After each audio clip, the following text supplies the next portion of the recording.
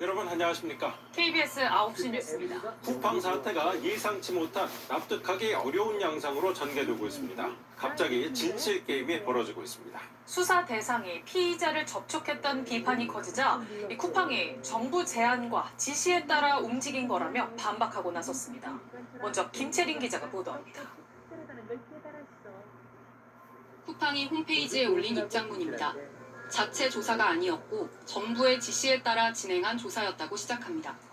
쿠팡이 피의자와 만나고 사용 장비를 회수한 데 대해 수사 대상끼리 따로 만나 진술과 증거를 오염시킨 거 아니냐는 의혹이 커지자 정면 반박한 겁니다. 그러면서 조사 과정을 날짜 순으로 밝혔습니다.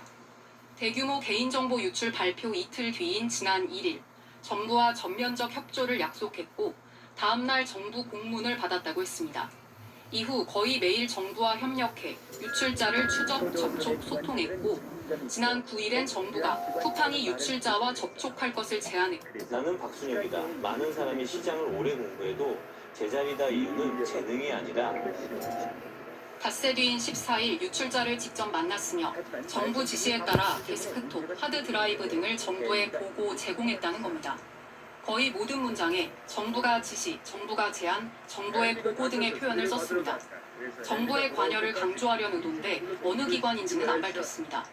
스스로 강조한 정부 지시를 어기고 갑자기 조사 결과를 발표한 이유도 안 밝혔습니다. 눈에 띄는 건 영문 입장문과의 미묘한 차이입니다.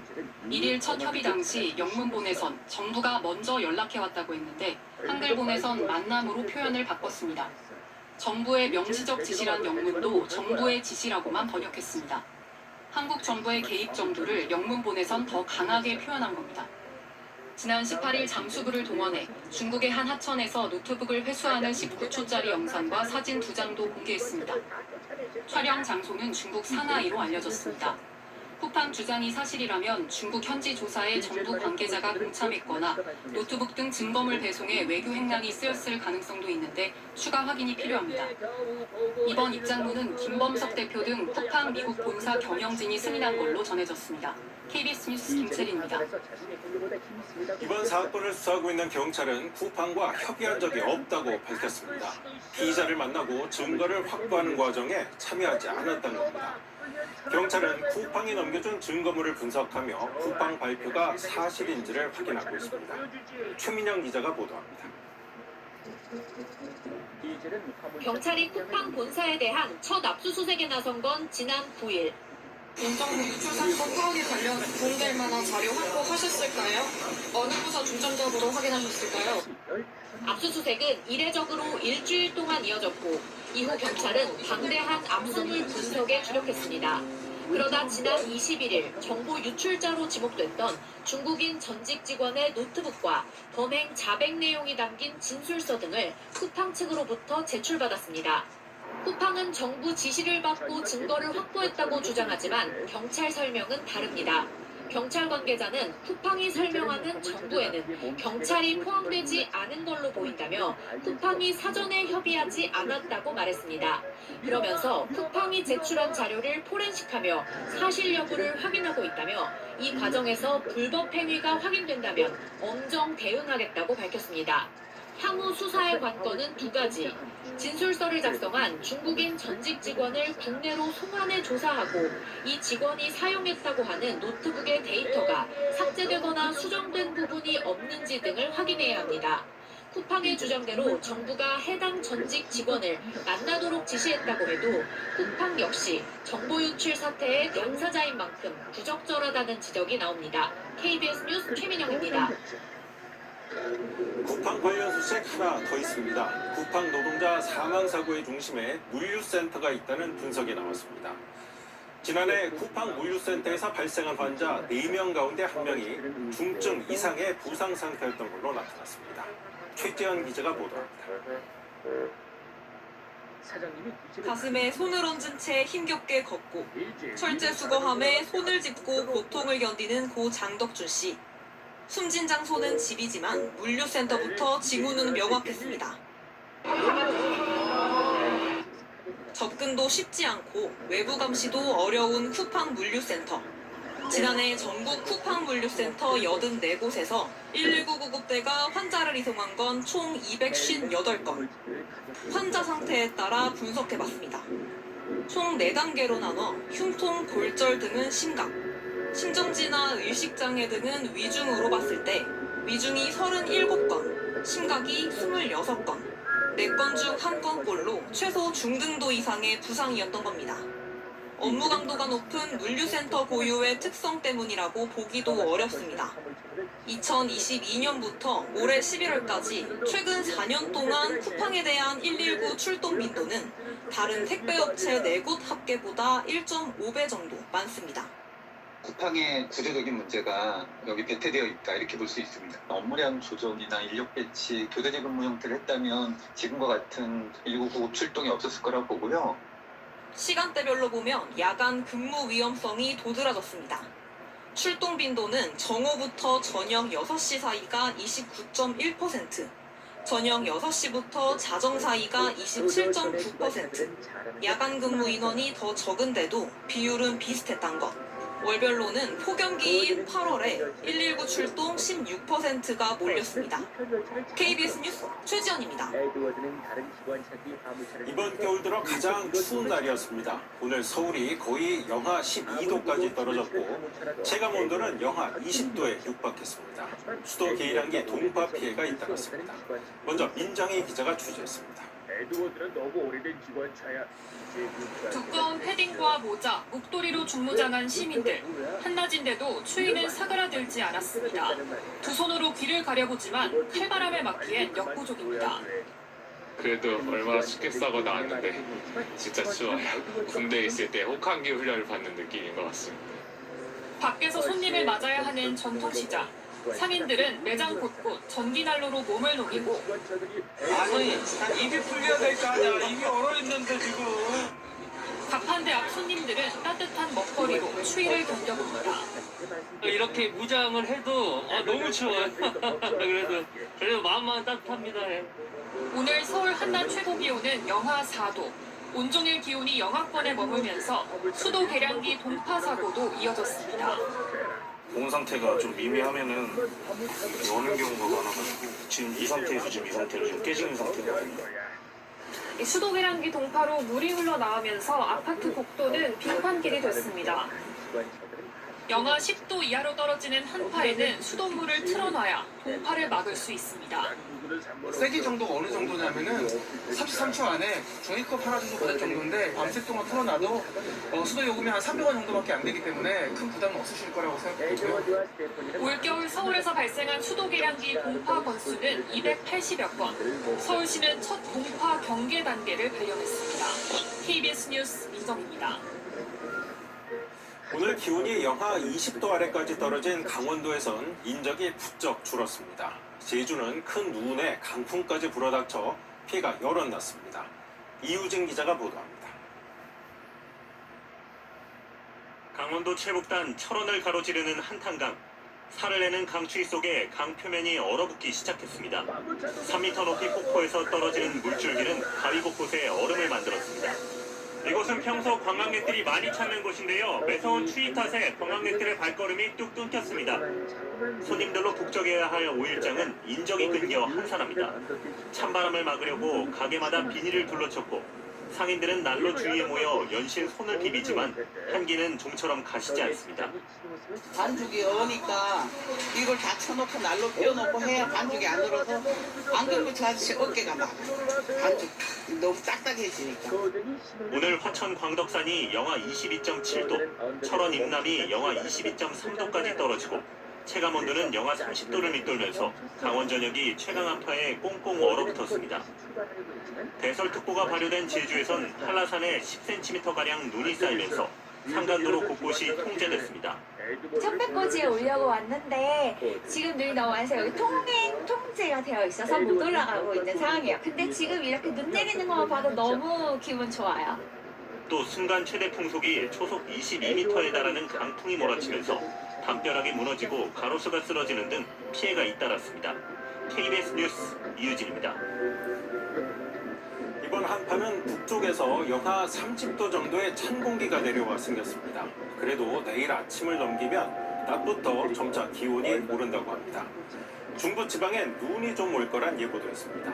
김세연 기상전문 기자입니다. 꽝꽝 얼어붙은 하천 위에 하얀 눈이 소복이 쌓였습니다. 이번 겨울 첫 한파 경보가 내려진 경기도 가평은 오늘 아침 기온이 영하 15도 안팎까지 떨어졌습니다.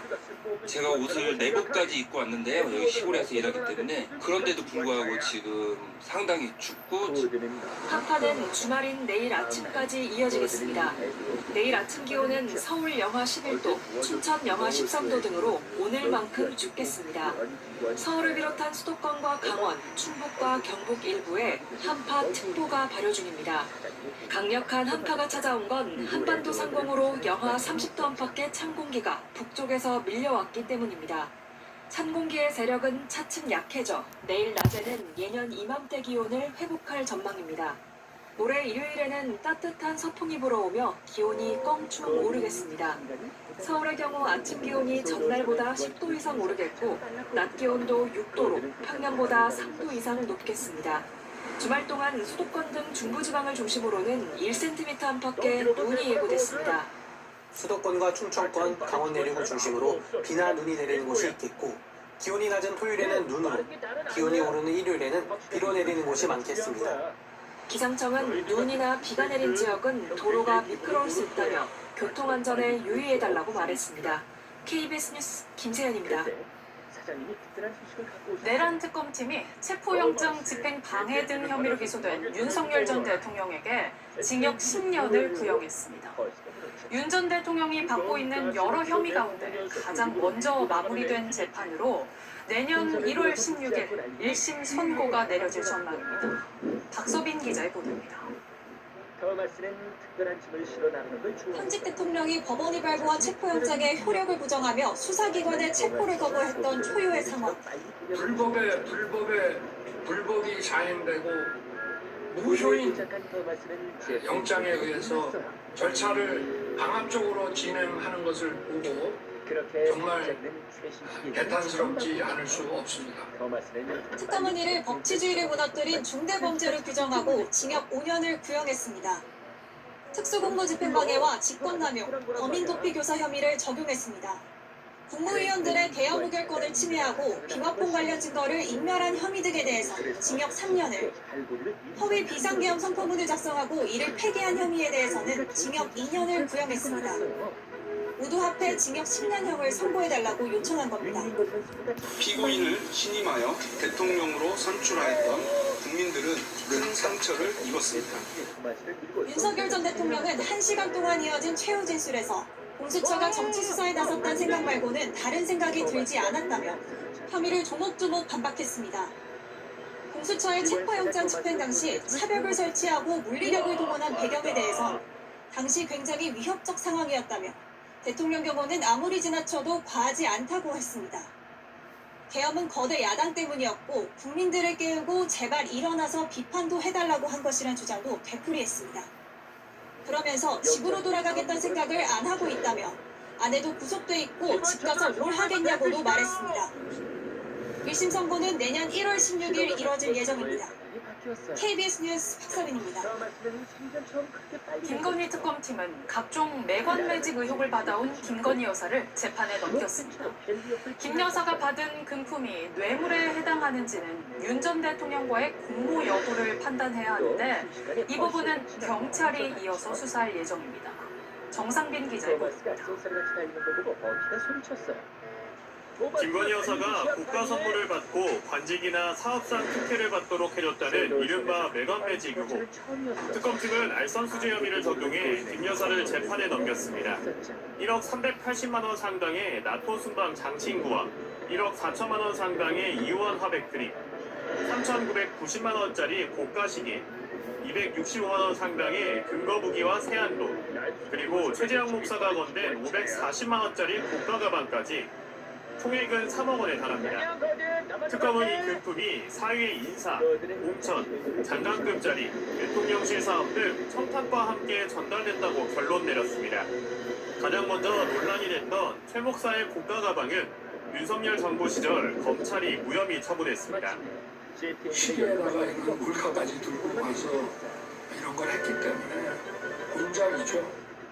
당시 검찰은 대통령 직무와 관련해 제공된 게 아니라는 이유로 영부인을 처벌할 기준이 없다고 했지만 특검은 공무원의 직무에 관한 청탁을 받았다며 알선수재 혐의를 적용했습니다. 이 금품들을 뇌물로 볼 수 있을지는 윤석열 전 대통령이 개입했는지 추가 수사가 필요해 경찰에 이첩하기로 했습니다. 윤 전 대통령도 건진법사 전성배 씨를 김 여사가 소개한 게 아니라고 하는 등 대선 과정에서 허위 발언을 한 혐의로 추가 기소됐습니다. KBS 뉴스 정상빈입니다. KBS가 연속 보도한 정책 자금 대출 불법 영업에 대해 정부가 대책 마련에 나섰습니다. 일단 신고 포상금을 주기로 했습니다. 정책 대출을 미끼로 보험을 끼워 파는 꺾기 영업이나 서류 조작 등에 대한 신고를 독려하겠다는 건데 보완할 점도 있어 보입니다. 박찬 기자가 보도합니다. 정책자금대출 불법 영업은 대출 신청자와 상담업체의 공모로 이뤄집니다. 상담업체가 먼저 권했다 해도 불법에 응한 신청자가 뒤늦게 신고하기는 쉽지 않습니다. 이건 소소한 물론이고 제가 신용불량자로 되고 평생 정책사업을 받을 수 없는 자격이 되어버린단 말이에요. 법이 단순한 거죠. 허위 자료를 제출해가지고 평가를 받았다거나 그런 것들이 좀 확인이 되면 불이익을 드릴 수밖에 없는 거잖아요. 불법에 편승한 신청자에게 불이익을 주는 건 당연하지만 이들의 신고나 제보가 없으면 음성적 상담을 못 잡는 것도 사실입니다. 정책자금대출 집행기관 중 하나인 중소벤처기업진흥공단이 최근 5년 동안 대출 9만 6천여 건을 집행했는데 신고가 13건에 그친 이유도 여기에 있습니다. 범부처 TF는 1차 회의에서 포상금 도입을 결정했습니다. 제보와 신고를 활성화하여 문제에 숨어있는 불법적 부단계의 활동을 적발하겠습니다. 제보 내용에 따라 차등 지급하는데 포상 조건과 액수는 다음 달 확정할 방침입니다. 다만 신고 포상금이 회수당할 대출금보다 많지 않다면 유인책이 되기 쉽지 않을 수 있습니다. 이런 지적에 대해 중소벤처기업부는 신고자 면책제도 도입도 검토하기로 했습니다. 내년 정책자금 대출은 총 7조여 원 규모로 다음 달 5일부터 시작됩니다. KBS 뉴스 박찬입니다. 요즘 집을 사기 위해 혼인신고를 미루는 신혼부부들이 적지 않습니다. 부부의 소득이 합산되면 고소득자로 분류돼 정책 금융상품을 이용할 수 없어서인데요. 권익위원회가 결혼으로 인한 제도적 불이익이 작용하고 있다며 대출 요건을 현실화하라고 국토부에 권고했습니다. 방준원 기자가 보도합니다. 무식하게 힘만 센 못된 녀석이 이름까지 무시무시했더래요. 토마스가 다가갔어요. 지난해 5월 결혼한 30대 여성. 혼인신고를 미루다가 올해 7월에야 했습니다. 집을 마련하려면 혼인신고를 하지 않는 게 유리하다고 봐섭니다. 혼인신고를 안 하고 그냥 청년 1인 가구 자격을 유지하면서 좀 더 다양한 혜택을 가져가면 좋겠다. 디딤돌 대출의 경우 개인이 생애 최초로 집을 마련할 때 연소득 7천만 원 이하일 경우 연 2에서 4%대로 최대 2억 원까지 대출할 수 있습니다. 반면 신혼부부는 연소득 8,500만 원 이하로 소득 요건이 제한됩니다. 결혼 전엔 각자 대출이 가능했는데 혼인신고로 부부 간 소득이 합산되면 고소득자로 분류돼 정책 금융상품을 이용할 수 없게 되는 겁니다. 제2금융 요건이나 신용대출로 갈아타니까 높은 금리를 갈아탈 수밖에 없는 상황이 발생하고 있는 거죠. 권익위원회는 이런 불합리함이 이른바 결혼 페널티로 작용하고 있다며 버팀목, 디딤돌 대출의 부부 합산 소득이나 자산 요건을 현실에 맞게 조정하라고 국토교통부에 권고했습니다. 부부 합산 소득 기준을 개인 기준의 2배 수준으로 상향하거나 부부 중 소득이 낮은 배우자의 소득 일부를 공제해주는 방안을 제시했습니다. 권익위는 현행 기준이 부부 합산 소득 요건을 완화한 주택 청약제도와 일치하지 않는 점도 문제라고 지적했습니다. 국토부는 검토는 하겠지만 곤란하다는 입장입니다.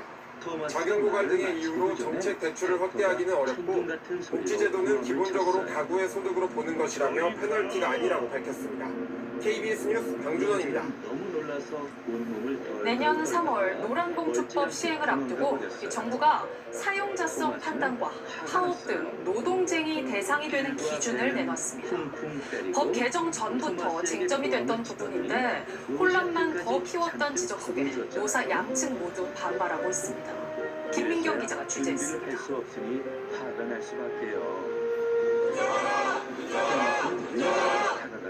현대제철과 한화오션이 교섭에 응하지 않고 있다며 중앙노동위원회 조정을 신청한 하청노조.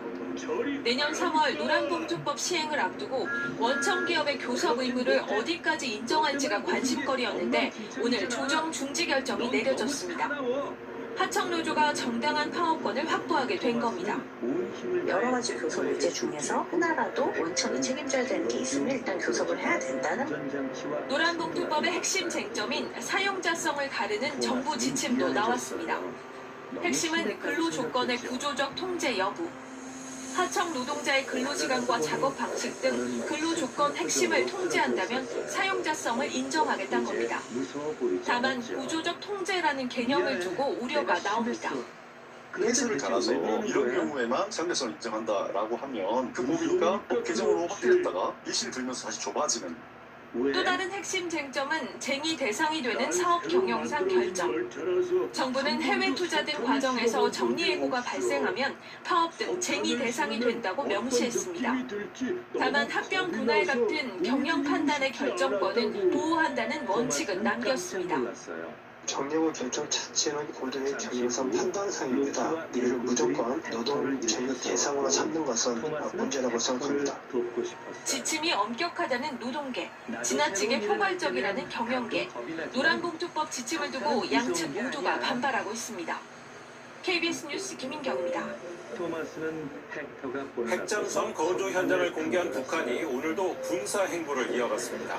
김정은 국무위원장이 군수공장을 방문해서 미사일과 포탄 생산 능력을 키우라는 지시를 했다고 공개했습니다. 북한의 의도까지 이효용 기자가 보도합니다. 봤지? 하나도 안 무서워. 연두색 미사일 동체 수십 기가 주의지어 늘어서 있습니다. 김정은 위원장이 군수공장을 방문해 생산 실태를 점검하는 모습입니다. 2026년도 생산 계획을 발전지향적으로 높이고 총체적인 생산 능력을 더 확대해야 할 필요성에 대하여 언급하시면서 김 위원장은 전쟁 억제력 제고를 위해서는 미사일과 포탄 생산이 중요하다며 내년 초 9차 노동당 대회에서 새 군수공장 설립을 결정할 거라고 밝혔습니다. 북한판 이스칸데르로 불리는 KN-23 계열 단거리 탄도미사일과 240mm 방사포탄 생산 공장을 방문한 것으로 보이는데 모두 러시아에 제공한 것으로 알려진 무기여서 지속적인 테러 수출을 염두에 둔 것으로 보입니다. 특히 동체를 대량 생산하는 모습, 다양한 모양의 탄도 전방부를 따로 모아놓은 모습도 공개했는데 여러 플랫폼과 용도로 바꿔가며 사용할 수 있다는 점을 보여주려는 의도로 풀이됩니다. 핵잠수함으로 미국을 겨냥한 전략적 억제력을 과시한 데 이어 실질적 전술적 의미가 큰 재래식 무기까지 대량 생산과 현대화 단계에 진입하고 있다는 점을 과시한 겁니다. 대내적으로는 국방 분야 성과를 과시하고 핵능력 고도화 및 국방력 강화를 정당화하는 측면이 있다고 보여지고요. 북한이 연일 군사행보를 이어가면서 내년 초 당대회에서 군사력을 바탕으로 대남 대미 공세를 더 강화할 거라는 관측이 나오고 있습니다. KBS 뉴스 이효영입니다. 그간 보도나 연구 목적으로만 볼 수 있었던 북한 노동신문을 이르면 다음 주부터 일반인도 볼 수 있게 됩니다. 이재명 대통령이 제안을 풀라고 지시한 결과입니다. 보도에 김기화 기자입니다. 지난주 통일부 업무보고 이재명 대통령이 북한 자료에 대한 접근 제한 문제를 언급했습니다. 북한 노동신문을 국민들한테 못 보게 막는 이유는 그냥 뭐예요? 국민들이 선전전에 넘어가서 빨갱이 될까봐? 이 대통령은 오히려 국민들이 북한 실상을 정확하게 이해하는 계기가 될 거라며 제도 개선을 지시했습니다. 이에 국가정보원과 통일부 등 유관기관이 회의를 열어 그동안 특수 자료로 분류되던 노동신문을 일반 자료로 재분류하기로 결정했습니다. 지금까지는 통일부 북한자료센터 등에서 연구나 보도 등의 목적과 신부를 기재해야 볼 수 있었지만 이르면 다음 주부터 일반 간행물처럼 자유롭게 열람할 수 있게 됩니다. 지난 1970년 국정원의 특수자료 취급 지침에 따른 접근 제한이 55년 만에 풀리는 겁니다. 북한 사회를 보다 객관적이고 냉정하게 이해하는 것이 국민적 공감대를 만드는데 도움이 된다는 그런 인식을 한 거죠. 윤석열 정부도 똑같은 이유로 노동신문을 개방하려고 시도했지만 실제로 실행이 안 됐기 때문에.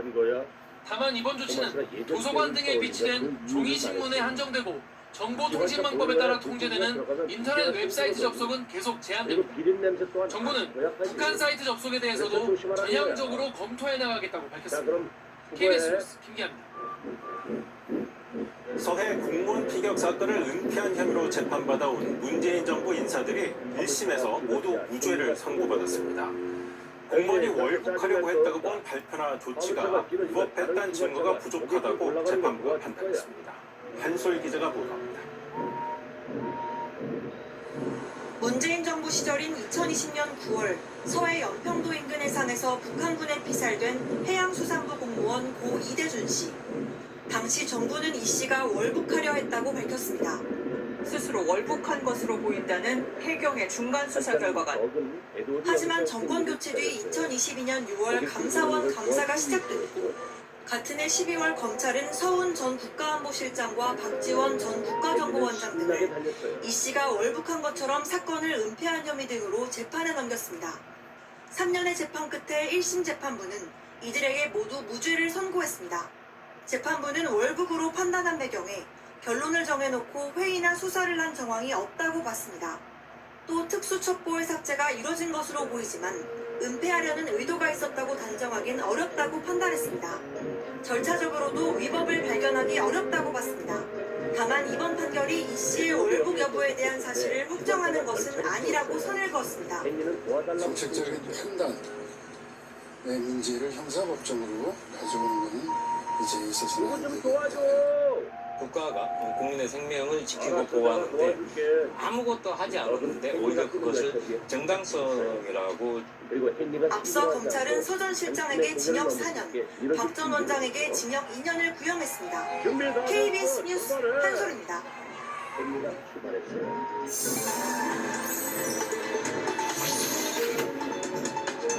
안녕하세요. 개그맨 유무일입니다.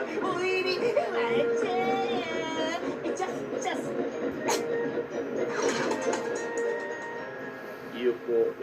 명문 국제학교에서 영어를 배울 수 있다고 해서 아이를 외국 영어 캠프에 보냈는데 실상은 이미 없어진 학교 이름만 내세운 엉터리 캠프였습니다. 아이들이 험한 경험을 한 데다 그 귀중한 시간도 돌이킬 수 없게 됐습니다. 이런 종류의 일을 당했다는 소비자 민원이 적지 않습니다. 제보K 김보담 기자. 필리핀에서 운영된다는 영어 캠프 광고입니다. 필리핀 정부에 정식 등록된 명문 케네디 국제학교 소속 어학원에서 전문 강사진이 영어 교육을 담당한다고 적혀 있습니다. 최모 씨는 이 광고를 보고 지난해 여름 14살 딸을 영어 캠프에 보냈습니다. 4주에 약 300만 원. 그러나 막상 아이들이 도착한 곳은 국제학교가 아닌 필리핀의 한 허름한 교회였습니다. 공부는 케네디 국제학교 전혀 아닌 교회에서 한 거예요. 마닐라 열린교회 남부 한글학교라는 곳에서. 교사 대다수는 영어를 제대로 구사하지 못했고 심지어 체벌까지 이뤄졌다고 학부모들은 말합니다. 선생님 한 10명 정도 되는데 영어를 정말 할 수 있는 사람은 2명밖에 안 돼. 엎드려 뻗쳐. 그리고 등 위에다가 책 올리고 발 앞으로 나란히 해서. 알고 보니 해당 국제학교는 지난해 필리핀 교육청에서 인가가 취소됐던 상태. 하지만 업체가 인가증명서를 위조해 이 유령 학교를 내세워 홍보를 이어갔던 겁니다. 필리핀 교육부가 증명서가 위조됐다는 사실을 한국에 통지하고 나서야 영업은 중단됐습니다. 최 씨는 열흘 만에 아이를 귀국시켰지만 이미 돈과 시간을 낭비하고 기대했던 여름방학도 망친 뒤였습니다. 이렇게 해외 교육 캠프 내용이 광고와 다르다는 소비자 민원은 3년 동안 100건이 넘습니다. 허위 광고를 통해서 피해를 입혔다라고 생각이 되시면 소비자원의 분쟁 민원을 통해서 피해 구제 절차에 대해서 안내받으실 수 있고, 경찰은 영어캠프 원장 김모 씨를 아동복지법 위반 혐의로 입건했지만 필리핀으로 출국한 김 씨의 소재가 파악되지 않아 수사가 진행되지 않고 있다고 밝혔습니다. KBS 뉴스 김보담입니다. 몸 안에 체지방이 과도하게 쌓인 상태를 비만으로 분류하죠. 우리나라 성인 3명 중 1명 이상이 비만으로 10년 전보다 비만 인구가 30% 이상 급증했습니다. 비만은 대사증후군뿐 아니라 당뇨병과 심혈관 질환 등의 만성 질환을 유발하는데요. 대장암과 유방암 등 암 발생과도 밀접한 관련이 있습니다. 살만 빼도 여러 질병을 예방할 수가 있어서 최근 위고비나 마운자로 같은 비만 주사제 수요도 급격히 늘고 있습니다. 이에 이재명 대통령은 정부 업무보고에서 이 비만 치료제에 대한 건강보험 적용을 검토하라고 지시했는데요. 기대와 우려의 목소리가 함께 나오고 있습니다. 박민경 기자가 취재했습니다. 그런데 아침에 조체장에 20, 30대 남성은 체중이 130kg까지 늘자 비만 치료제 위고비를 처방받았습니다. 당뇨병과 고혈압이 있었지만 8개월 만에 20kg 가까이 살을 빼자 각종 검사 수치가 개선됐습니다. 매달 50만 원씩 드는 약값이 큰 부담입니다. 매달 한 40에서 50만 원도 쓰다 보니까 이제 가족들이 생활비를 좀 줄여가면서 지금 맡고 있어가지고 내버리고 해서 많이 좀 부담되고 있습니다. 대한비만학회 조사에서도 의사 3명 중 2명꼴로 환자들의 비용 부담 때문에 비만 치료를 권하기 어렵다고 답했습니다. 비만 치료의 건강보험급여 적용을 확대하자는 의견도 비슷하게 나왔습니다. 비만 치료의 경제적 부담을 줄여 다른 질환을 예방하자는 이유지만 건강보험이 적용되면 약물 오남용 우려가 있습니다. 내년부터 적자로 전환되는 건강보험 재정에도 부담이 됩니다. 동반질환, 위험도 같은 것들을 종합적으로 평가하는 기준을 세우는 게 가장 중요할 것 같습니다. 그 비만의 어떤 중증도에 따라서 단계적으로 급여 적용하는. 복지부는 의료적 필요성 등을 따져 건보 적용 여부를 검토할 예정입니다. 최근 미국에서는 알약 형태의 위고비가 승인받아 내년 초 출시를 앞둔 가운데 국내 제약업계도 비만약 개발을 서두르고 있습니다. 비만 주사제 대신 알약이 대중화되고 건보 적용까지 확대된다면 수요는 크게 늘 것으로 보입니다. KBS 박민경입니다. 이런 일은 없었을 텐데. 민주당 김병기 원내대표를 둘러싼 의혹이 또 제기됐습니다. 이번엔 국정원에 다니는 아들의 업무를 도와주라고 보좌진에게 지시했다는 의혹입니다. 전직 보좌진의 폭로가 연일 계속되면서 정청래 대표는 매우 심각하게 보고 있다며 대신 사과했습니다. 오대성 기자입니다. 몰리가 묻자. 아직도 안 가고 뭐해? 지난해 8월 당시 보좌 직원 A씨는 김병기 원내대표로부터 아들 업무를 도와달라는 연락을 받았습니다. 이후 국가정보원 직원인 김 원내대표 장남과 연락했고 장남은 급한 건이라 연락드리게 됐다며 귀빈 방문 시 신찰 여부 등을 물었습니다. 당시 인도네시아 대통령 당선인이 모 국내 기업에 방문하는지 등을 대신 알아봐 달란 요청입니다. 얼마나 급하냐는 물음에 위에선 1시 전까지 받아보길 희망한다는 답이 왔습니다. 연락을 받은 A씨는 해당 기업에서 답변을 받아 전달했다고 밝혔습니다. 다른 보좌진 B씨는 김 원내대표가 기업들의 국정원 촉구에 필요한 질문을 한 뒤 그대로 녹음해 아들에게 보내는 걸 들었다면서 부적절하다고 말했지만 김 원내대표는 왜 못해주느냐며 화를 냈다고 주장했습니다. 김 원내대표는 별다른 해명을 내놓지 않았고 장남 역시 취재진 문의에 답하지 않았습니다. 김 원내대표에 대한 계속되는 보좌진의 폭로 공방에 정청래 대표가 사과했습니다. 이 사태에 대해서 매우 심각하게 지켜보고 있습니다. 국민 여러분들께 정말 죄송하고 송구스럽습니다. 사과드립니다. 당내 일각에선 논란이 계속되면 거취를 정리해야 한다는 의견도 나오고 있는데 김 원내대표 측은 사퇴는 전혀 고려하고 있지 않다는 입장입니다. 국민의힘에선 상식에 맞지 않는 당내 주도권 싸움이라 의원직을 사퇴하라는 요구가 나왔고 진보당도 직을 내려놓고 수사에 응하라고 촉구했습니다. KBS 뉴스 오대성입니다. 통일교 금품수수 의혹을 수사 중인 경찰이 공여 의혹의 핵심인 윤영호 전 본부장과 송광석 전 회장을 2차 조사했습니다. 이 경찰 수사는 통일교가 정치인들에게 어떻게 접촉했는지에 집중되고 있는데 이 연결고리로 의심받는 통일교 유관 조직들도 압수수색 대상에 포함됐던 걸로 KBS 취재 결과 확인됐습니다. 문예슬 기자의 단독 보도입니다. 선물은 가져와야겠구나. 문선명 통일교 초대 총재가 1981년 설립한 세계 피스로드 재단. 당초 한일 해저터널 사업을 담당하며 세계 평화터널 재단이란 이름으로 설립됐다가 2017년 지금의 이름으로 바뀌었습니다.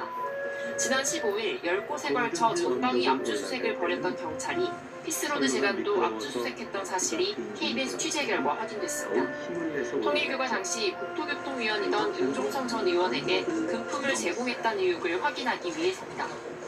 실제 윤영호 전 본부장의 이른바 특별보고 문건을 보면 임종성 의원의 협조를 받아 명칭 변경 승인을 받았다는 내용이 나옵니다.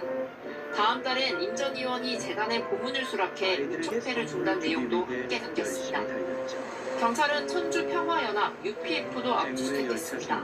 UPF는 임종성, 김규환 전 의원에게 접촉하고 또 다른 국회의원 10여 명에게도 후원금을 보낸 정황이 밝혀지며 정치권 접촉 창구로 지목된 통일교 산하기관입니다.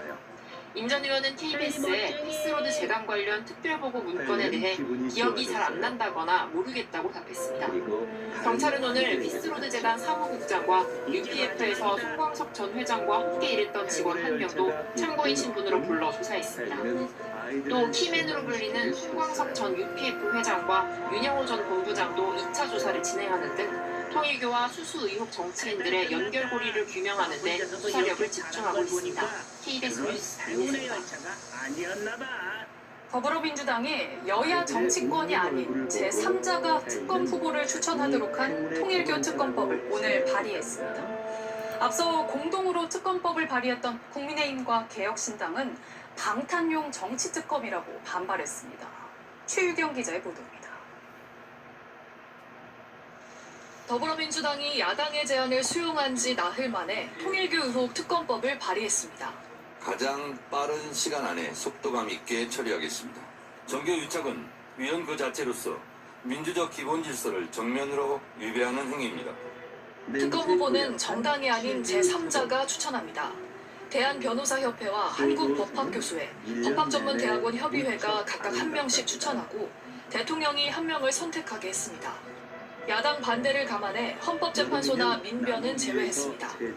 민중기 특검의 민주당 인사 수사 무마 의혹은 수사 대상에서 제외했고 대신 신천지의 선거 개입 의혹은 포함했습니다. 수사를 하지 않은 것을 직무유기 등으로 부정할 수는 없는 노릇입니다. 그런 부분들을 또 다른 특검의 수사 대상으로 삼는 것은 어불성설이다. 국민의힘과 개혁신당은 진상규명이 아닌 방탄을 위해 설계된 정치특검이라고 반발했습니다. 당시 환율로 핵심인 민중기 특검의 수사 은폐 의혹은 빼고 대신 신천지 수사로 물타기를 한다는 겁니다. 국민들은 하루속히 진실을 밝히라고 요구하고 있는데 민주당은 한가롭게 정치적 이해득실만 따지고 있습니다. 초나기 피하려고 받는 처분해놓고 시간 끌기 침대 줍고 들어가려고 하는 거 아니냐. 국민의힘은 민주당과 국민의힘을 제외하고 조국혁신당과 개혁신당의 특검 추천권을 주자고 제안한 상황. 특검 추천과 수사 대상 등을 둘러싼 추가 공방이 예상되는 가운데 민주당은 다음 달 8일까지 특검법을 처리하겠다고 예고했습니다. KBS 뉴스 최경입니다. 평소 비가 별로 오지 않는 미국 캘리포니아에 강한 폭풍우가 덮쳤습니다. 성탄절에 집과 거리가 물에 잠기고 적어도 3명이 숨졌습니다. 이상기후에다 대형 산불 여파가 피해를 키운 걸로 보입니다. 워싱턴 김성수 특파원입니다.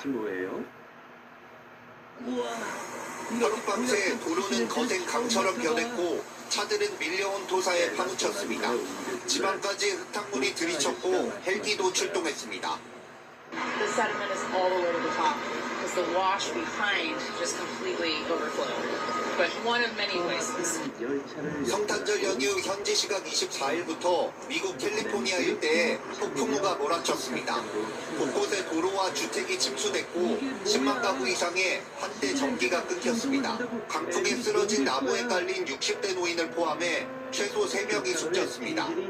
지난 이틀 동안 LA 일부 지역엔 280mm, 연평균 강수량의 70%가 넘는 비가 쏟아졌습니다. 2년 만에 다시 나타난 대기해강 현상이 원인으로 추정됩니다. 특히 이상기후로 바다가 뜨거워져 더 많은 수증기를 공급한 걸로 보입니다. expected every January, the Santa Ana winds. What makes it this would be like kind of the first time. 이 지역에 빈발했던 산불도 피해를 키웠다는 분석입니다. 나무와 풀을 잃은 토양이 빗물을 흡수하지 못하고 그대로 흘려보냈던 겁니다. Very steep terrain. It doesn't give water the chance to saturate into the ground. 폭풍우는 주말쯤 잦아들 걸로 예보됐지만 당국은 추가 폭우나 산사태 위험이 있다며 주의를 요청했습니다. 워싱턴에서 KBS 뉴스 김성수입니다. 토마스는 또 방향을 전국 병원들의 위암 수술 실력이 비슷하다는 연구 결과가 나왔습니다. 서울 큰 병원 간다고 몇 달씩 기다리기보단 어디서든 빨리 수술받는 게 낫다는 얘기입니다. 박광식 의학 전문 기자가 보도합니다. 지난해 동네 병원에서 위암 진단을 받은 50대 여성입니다. 서울의 대형 병원을 추천받아 이른바 명의한테 수술을 받았습니다. 검색을 많이 하고 찾게 되죠. 아무래도 교수님 영향이 많이 크고요. 그리고 아무래도 시설 영향이 많이 가죠. 고대 안학병원과 경상대병원 연구팀이 위암 수술 환자 12,000여 명을 분석한 결과 72%가 연간 200건 이상 수술하는 대형 병원을 찾았습니다. 연간 수술 건수에 따라 세 그룹으로 나눠 비교했더니 중증 합병증 발생률이 모두 5% 안팎으로 큰 차이가 없었습니다. 수술 후 한 달 내 사망률도 모두 1% 미만으로 매우 낮았습니다. 병원 규모와 관계없이 위암 수술 실력은 전국적으로 비슷하다는 사실이 통계로 확인된 겁니다. 위암 수술 기법이 표준화되면서 실력이 상향 평준화된 결과입니다. 우리나라는 전 세계에서도 위암 수술 굉장히 잘하고 치료 잘하기 때문에 사망률이 굉장히 낮은 수술 중에 하나거든요. 저희가 수술하는 그 진료 지침에 따라서 적절하게 수술만 한다면 합병증은 크게 차이가 없습니다. 다만 심장이나 폐 등 심각한 기저질환이 있는 위암 환자는 수술 건수가 적은 병원에선 전문 의료진이 부족해 대응이 어려울 수 있습니다. 기저질환이 없다면 위암이 퍼지기 전 빨리 제거하는 게 급선무입니다.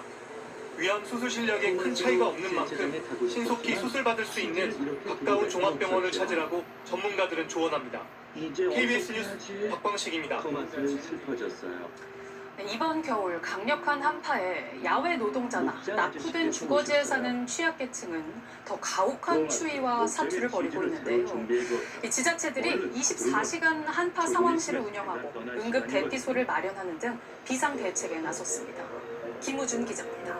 토마스는 치즈를 새로 씻고 목도리와 장갑, 온열조끼로 온몸을 감싸고도 한기가 뼛속까지 파고듭니다. 주로 거리에서 일하는 배달 노동자들에게 이런 한파는 더 가혹합니다.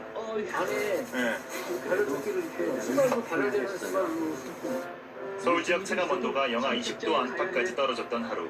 잠시나마 몸을 녹일 수 있는 쉼터는 종일 북적였습니다. 추운 혹한기에는 평소보다 이용률도 높고요. 이분들을 위해서 화폐를 이렇게 나눠주고 재개발 예정지에 속한 여인숙에선 장기 투숙자들이 한파와 사투를 벌입니다. 얼음장처럼 차가운 바닥엔 잠시도 서 있기 어려울 정도. 창문 틈새를 테이프로 막아보지만 한기를 막기엔 역부족입니다. 쪽방촌 같은 낙후된 주거지에서 난방용품은 전기장판이 유일합니다. 추우니까 얼굴이 한기라는 얘기거든요. 그러니까 이제 이불을 덮고 얼굴을 밖에 안 내보이는 것입니다. 서울시는 취약계층을 위해 한파 쉼터 1,500여 곳 가운데 60여 곳을 응급대피소로 전환해 24시간 운영하기 시작했습니다. 휴대전화로 서울 안전노래에 접속하면 한파 쉼터와 응급대피소의 정확한 위치, 경로, 그리고 남은 거리를 실시간으로 확인할 수 있습니다. 시랑 구랑 합동으로 1일 점수 점검을 통해서 맞춤형 돌봄 활동도 하고요. 또 단전 단수 여부 등 47종의 위기 정보로 한파 취약 가구를 미리 발굴해 난방비와 의료비 등을 긴급 복지로 지원할 예정입니다. KBS 뉴스 김우준입니다. 세계적인 거장 정명훈 지휘자가 KBS 교향악단의 제10대 음악감독으로 선임됐습니다. 1998년 상임 지휘자를 역임한 이후 28년 만에 다시 한번 KBS 교향악단과 인연을 맺게 됐습니다. 앞으로의 여정 김혜주 기자가 보도합니다. 한껏 몰입한 채 오케스트라를 지휘하는 이 남성. 당시 30대이던 지휘자 정명훈입니다. KBS 교향악단 정기연주회의 첫 지휘봉을 잡았던 순간입니다. 그로부터 40여 년의 세월이 흘러 그는 KBS 교향악단의 제10대 음악감독이 됐습니다. 제가 할 수 있는 거는 그 음악가들을 사랑해주고 그 사람들을 도와주고 딱 그거예요. 그러니까 KBS도 그런 마음으로 시작한 거예요. KBS 교향악단과의 인연은 또 있습니다. 정명훈은 지난 1998년 제5대 KBS 교향악단의 상임지휘자를 역임하기도 했습니다. 옛날부터 우리나라의 그때 제일 대표적인 오케스트라가 우리 KBS라고 생각했었어요. 음악감독으로서의 공식 임기는 내년부터 3년간입니다. 연주곡과 협연자 선정과 같은 악단의 음악적 운영을 총괄하고 교향악단의 중장기 전략을 수립합니다. 또 지휘자로서 창단 70주년 공연을 포함한 5번의 무대도 이끌어갑니다. 다양한 레퍼토리와 오페라, 다양한 시도들의 지휘자님의 명성과 경험이 저희 오케스트라에 스며들 것으로 기대하고 있습니다. 정명훈은 2027년부터 권위 있는 오페라 극장 중 하나인 이탈리아 라스칼라의 음악 감독으로서의 여정도 시작합니다. 그가 보여줄 다채로운 음악 세계에 관객들은 벌써 높은 기대감을 보이고 있습니다. KBS 뉴스 김혜주입니다. 혹시 중요한 정보를 제때 파악하니? 네가 바로 토마스로구나. 소드오솜을 구경시켜주겠니? 물론이죠. 유명한 이야기 쓴 토마스에 올라타자 토마스는 출발했어요.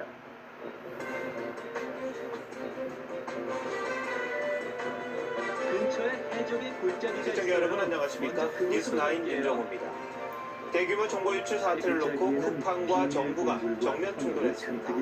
어제 쿠팡이 자체 조사 결과를 발표하자 정부가 일방적 주장이라고 강하게 반박했는데 곧바로 오늘 쿠팡이 정부와 협력해서 진행했던 조사라고 조목조목 재반박한 겁니다. 쿠팡 측은 그동안 정부와 어떻게 협력했는지 그리고 증거자료는 어떻게 찾아냈는지 동영상까지 공개했는데요. 쿠팡이 언급한 정부는 TV조선 취재 결과 국정원인 것으로 파악됐습니다. 이번 사태가 어디로 흘러갈지 답답한 마음도 드는데 오늘 뉴스9 박상현 기자의 보도로 시작합니다. 해적의 골짜기엔 못 가겠어요. 잠수부가 강물 속에 잠겨있는 물건을 꺼냅니다. 쿠팡 로고가 찍힌 가방 안에선 노트북과 충전기가 발견됩니다. 쿠팡 개인정보 유출 사태의 용의자로 지목된 중국인 전 직원이 버린 것으로 추정되는 물건입니다. 쿠팡 측이 공개한 이 영상에는 정부 민간 합동조사단 보고자료란 자막이 붙어 있습니다. 쿠팡 측은 자체 조사가 아닌 정부와 협력해 진행한 조사였다고 주장했습니다. 쿠팡과 협력한 정부기관은 국정원으로 파악됐습니다. 쿠팡 사정을 잘 아는 재계 관계자는 쿠팡이 중국에 있는 유출자를 대면하고 관련 증거를 수집하기 위해 국정원과 협의했고 강에서 건진 노트북을 국내로 들여오는 과정에서도 국정원의 협조가 있었던 것으로 안다고 전했습니다. 쿠팡은 날짜별로 정부와 협력한 과정도 조목조목 밝혔습니다. 지난 9일 정부가 유출자에 대한 접촉을 제안해 14일 유출자를 대면한 후 정부에 보고했고 18일 정부 지시에 따라 해당 노트북을 직접 회수했다는 겁니다. 이 모든 과정은 수사 과정을 기밀로 유지해달라는 정부의 지시에 따라 공개하지 못했다고도 설명했습니다. I am not aware. My understanding is that there's an ongoing police investigation and they've asked us not to comment specifically about this former employee. 하지만 쿠팡은 갑자기 자체 조사 결과를 발표한 경위가 무엇인지는 정확히 밝히지 않았습니다. TV조선 박상현입니다. 쿠팡이 받았다는 정부 지시의 주체로 지목된 국가정보원이 좀든 입장을 내놨습니다. 지시는 안 했는데 업무 협의를 한 적은 있다. 시청자 여러분은 이런 국정원의 설명 어떻게 이해하십니까? 지시와 업무 협의가 어떤 차이가 있는 건지 이어서 최원국 기자가 보도합니다. 재판소에 도착했어요. 국가정보원은 쿠팡 사태와 관련해 쿠팡 측에 지시를 할 위치에 있지 않다며 어떠한 지시를 한 바도 없다고 했습니다. 그러면서도 관련 정보 수집 분석을 위한 업무 협의를 진행한 바 있다고 밝혔습니다. 쿠팡 측의 정부 지시 주장은 부인하면서도 협의를 했다는 사실은 인정한 겁니다. 특히 국정원은 쿠팡 사태를 외국인에 의한 대규모 정보 유출 사태로 규정하며 국가안보 위협 상황으로 인식했다고 했습니다. 국정원의 업무 협의에 명분이 있었다는 점을 강조하기 위한 것으로 해석됩니다. 국정원이 움직인 배경엔 유출 사건의 핵심 피의자가 중국에 체류 중인 중국인인 만큼 신속한 수사를 위한 공조가 불가피했을 거란 분석이 있습니다. 통상 절차대로 중국 측의 수사 공조를 요청할 경우 중국 당국의 협조를 얻는 데만 최소 수개월이 걸릴 수 있기 때문입니다. 불법적인 매매, 유포 그런 가능성이 좀 염려된다면 굉장히 시급성이 중요한 부분이고 또 그 자체에 대한 증거 보존을 할 필요성이 있기 때문에 전방위 수사를 받고 있는 쿠팡 입장에선 국정원이 주장하는 업무 협의를 사실상 정부 지시로 받아들였을 가능성이 높습니다. 다만 중국과의 외교 문제로까지 비화될 수 있는 만큼 국정원이 지시가 아닌 업무 협의란 표현을 선택했을 거란 해석이 나옵니다.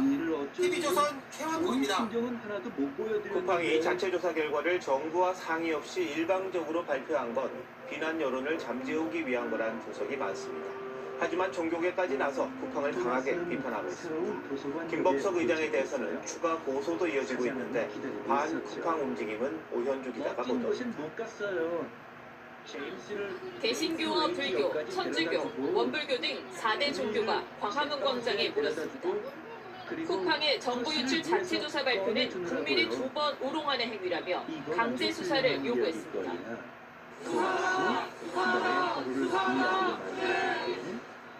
김범석 의장의 직접 사과도 촉구했습니다. 김범석 의장, 당신은 양심과 부끄러움, 수치스러움이 없는 덕분에만 생활이 사람 같습니다.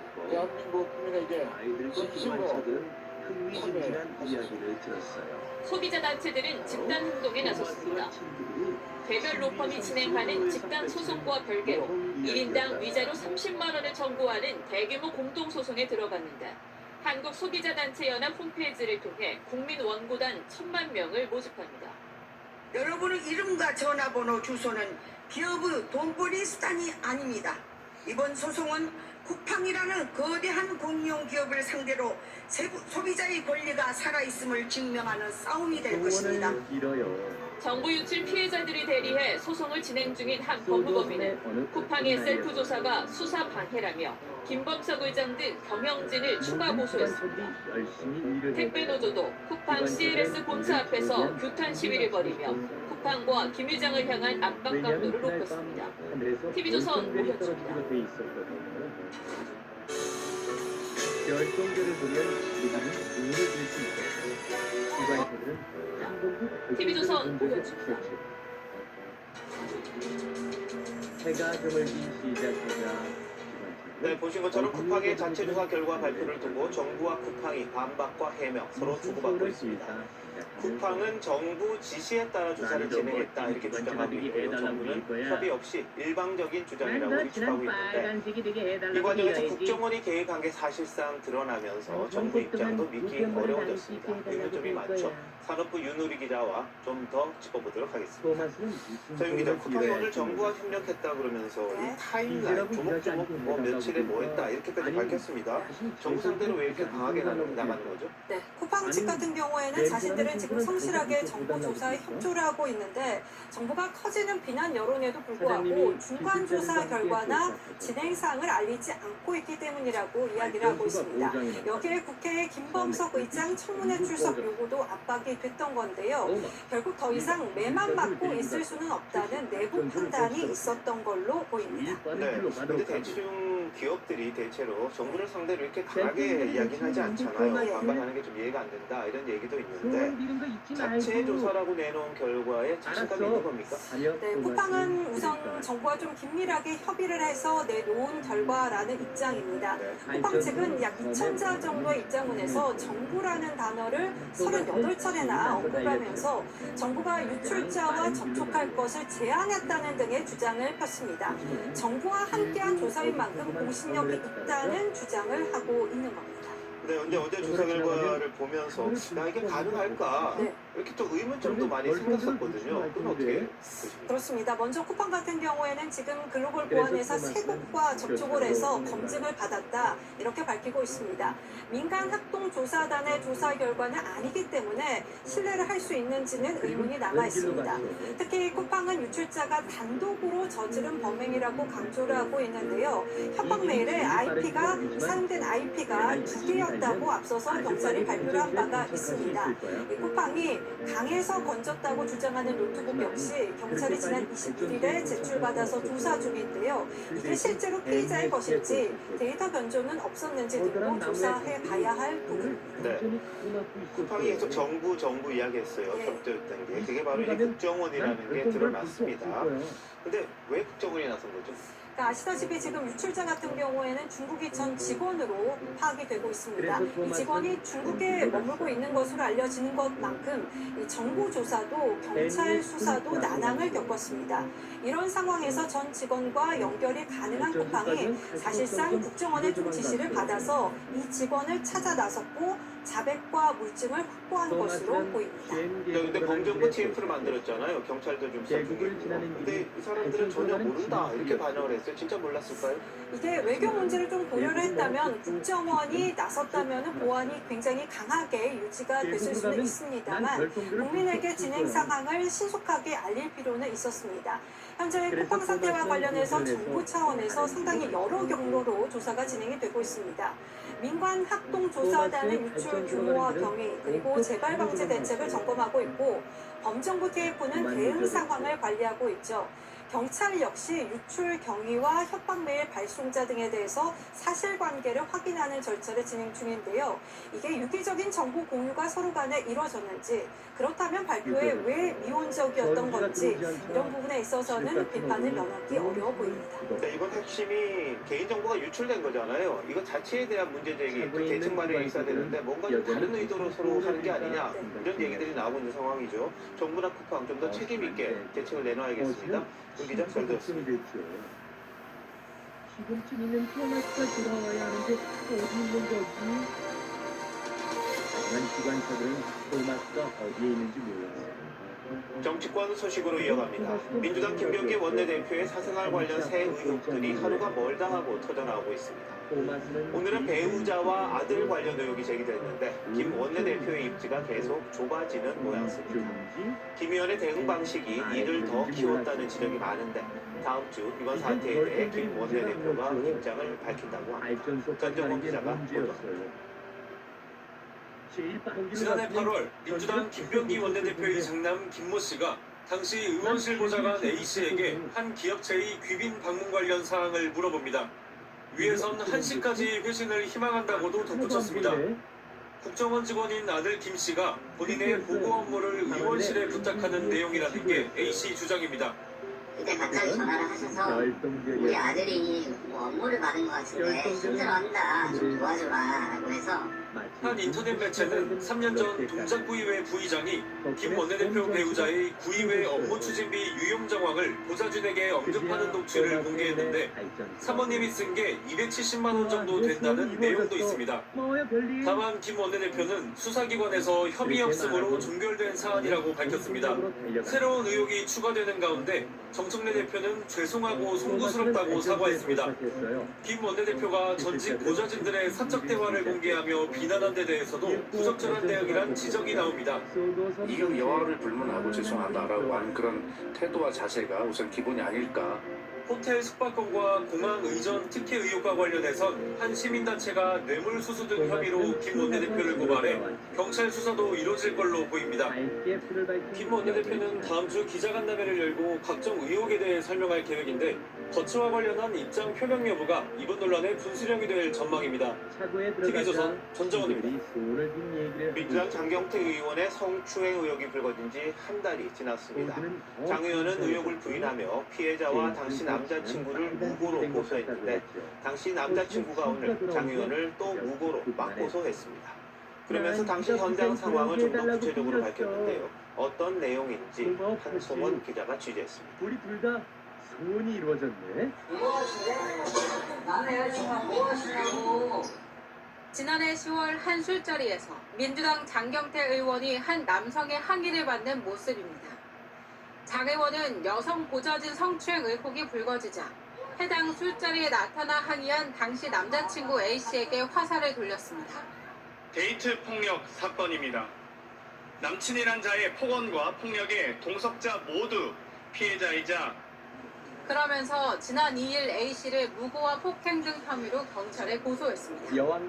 A씨는 20여일 만에 입장문을 내고 권력형 성범죄도 모자라 거짓말로 난도질하는 2차 가해를 더 이상 두고 볼 수 없다며 장 의원을 명예훼손과 무고 등 혐의로 경찰에 맞고소했습니다. A씨는 현장에서 추궁할 때 오해라거나 실수라는 변명 한마디 하지 못한 채 고개 숙이고 얼굴 가리기에 급급했다며 떳떳했다면 왜 도망치듯 떠났냐고 반문했습니다. 또 장 의원은 자신의 지역구인 동대문구청에 A씨의 감찰을 요구했는데 이는 특가법상 면담 강요죄에 해당한다는 게 A씨 주장입니다. 저가 동대문구청에 입증한 상태로 저에게 위해를 가할 수 있다라는 그런 발언이 있다고 해서 고소를 못하는 이유 중에 하나였습니다. TV조선은 A씨 주장에 대한 반론을 듣기 위해 장 의원과 의원실 보좌진들에게 전화와 문자 등으로 문의했지만 답변을 듣지 못했습니다. TV조선 한송원입니다. 그런데 민주당은 장경태 의원에 대해 윤리감찰단이 즉각 조사를 시작했다고 발표했었죠. 한 달이 되도록 아무런 조치를 내놓지 않고 있습니다. 정청래 대표가 오늘 취임 147일 만에 첫 기자회견을 열었는데 관련 질문이 나오자 TV조선이 물었다는 이유로 답변을 거부했습니다. 과거 윤석열 전 대통령이 특정 매체를 배제했을 때 자신이 뭐라고 비난했었는지 벌써 잊은 듯합니다. 황경민 기자의 보도입니다. 바로 그때 도비와 퍼시가 민주당 정청래 대표의 30여 분에 걸친 질의응답이 끝날 무렵 박수현 수석 대변인이 TV조선 취재진에게 마이크를 넘겨줍니다. 고승현 기자님 계속 손을 들어서 마지막 질문 기회 드리겠습니다. 예. 성추행 의혹이 불거진 장경태 의원에 대한 윤리감찰 진행 상황을 묻자 정 대표는 잠시 다른 곳을 쳐다본 뒤 답변을 거부합니다. 답변하지 않겠습니다. 원래 조선일보하고 제가 인터뷰를 한 적이 한 번도 없습니다. 정 대표는 TV조선과 조선일보를 비롯한 일부 종편 신문과의 인터뷰를 거부해왔습니다. 안녕하세요. 먼저 시청해주셔서 감사합니다. 요즘 시장 변동성 너무 큰 거 느껴지시죠? 인터뷰를 거부해왔습니다. 나도 똑똑하거든. 조선일보 인터뷰 안 해요. 왜 안 하세요? 집권 여당 대표로서 첫 기자회견 자리에서까지 특정 매체란 이유로 답변을 거부한 겁니다. 이후 SNS에 나는 언론하고만 인터뷰한다고 한 과거 발언이 담긴 한 보도를 띄웠습니다. 하지만 정 대표는 과거 윤석열 전 대통령이 MBC 기자 질문에 답변하지 않고 전용기 탑승에 배제하는 등 논란이 됐을 때 이렇게 비판했습니다. MBC 기자가 그렇게 두렵습니까? 정치는 남산만 한데 좁쌀 대통령이다 이런 조롱이 많습니다. 자신이 비판했던 윤 전 대통령의 행동과 다를 게 없다는 지적이 나옵니다. 그때 굉장히 많은 비판을 받았고 그것이 잘못됐다면 이번 것도 잘못된 것이죠. 국민의힘은 집권여당 대표의 언론관으로 보기 어려운 편협한 태도라고 비판했습니다. TV조선 황정민입니다. 12.3 비상계엄과 관련해 첫 재판 결과가 곧 나옵니다. 윤석열 전 대통령의 체포방해 혐의 등의 재판에서 검찰이 징역 10년을 구형해달라고 오늘 재판부에 요청했고 20일 뒤 선고가 있을 예정입니다. 윤 전 대통령은 최후 진술에서 거대 야당의 횡포로 계엄을 선포했고 내란죄 수사권이 없는 공수처 체포가 불법이어서 거부했을 뿐이라고 반박했습니다. 송무기 기자입니다. 재판부는 윤석열 전 대통령 측이 신청한 추가 증거 제출을 거부하며 더 이상 재판은 없다고 선을 그었습니다. 증거 신청은 모두 받아들이지 않겠습니다. 내란 특검은 윤 전 대통령에게 체포방해 5년, 국무회의 심의권 침해 3년, 계엄 선포문 폐기 2년 등 총 10년형을 구형했습니다. 윤 전 대통령에 대한 첫 구형입니다. 대통령으로서 헌법과 법질서 수호 정점에 있어야 할 피고인이 국민의 신임을 저버린 본인의 범행에 대해 부끄러워하고 반성하기는커녕 윤 전 대통령 측은 체포방해는 공수처의 위법 수사에 대한 저항이고 국무회의 소집은 심의권 침해가 아닌 대통령 직무로 봐야 한다며 전부 무죄를 주장했습니다. 윤 전 대통령도 1시간 정도의 최후 진술에서 거대 야당의 횡포를 비상사태로 보고 선포한 계엄에 대해 내란죄 수사권이 없는 공수처가 위법한 체포를 강행해 거부한 거라고 했습니다. 또 내란 재판이 끝날 때까지 선고를 미뤄달라고 다시 부탁했습니다. 재판부는 다음 달 16일 선고하겠다고 밝혔습니다. 이런 가운데 김건희 특검은 윤 전 대통령을 선거법 위반 등 혐의로 추가 기소했습니다. TV조선 송무빈입니다. 김건희 특검의 통일교 편파 수사 의혹을 수사하는 공수처가 민중기 특검 사무실을 압수수색했습니다. 수사 착수 일주일 만에 강제 수사에 나서며 속도를 내고 있는 건데 공수처가 여당이 연관된 사건의 진상을 제대로 밝혀낼 수 있을지 기대하지 않는 분위기가 있는 것도 사실입니다. 류태영 기자가 김건희 특검 사무실이 있는 서울 광화문 KT빌딩입니다. 공수처는 특검 사무실을 압수수색해 통일교 편파 수사 의혹 관련 자료를 확보했습니다.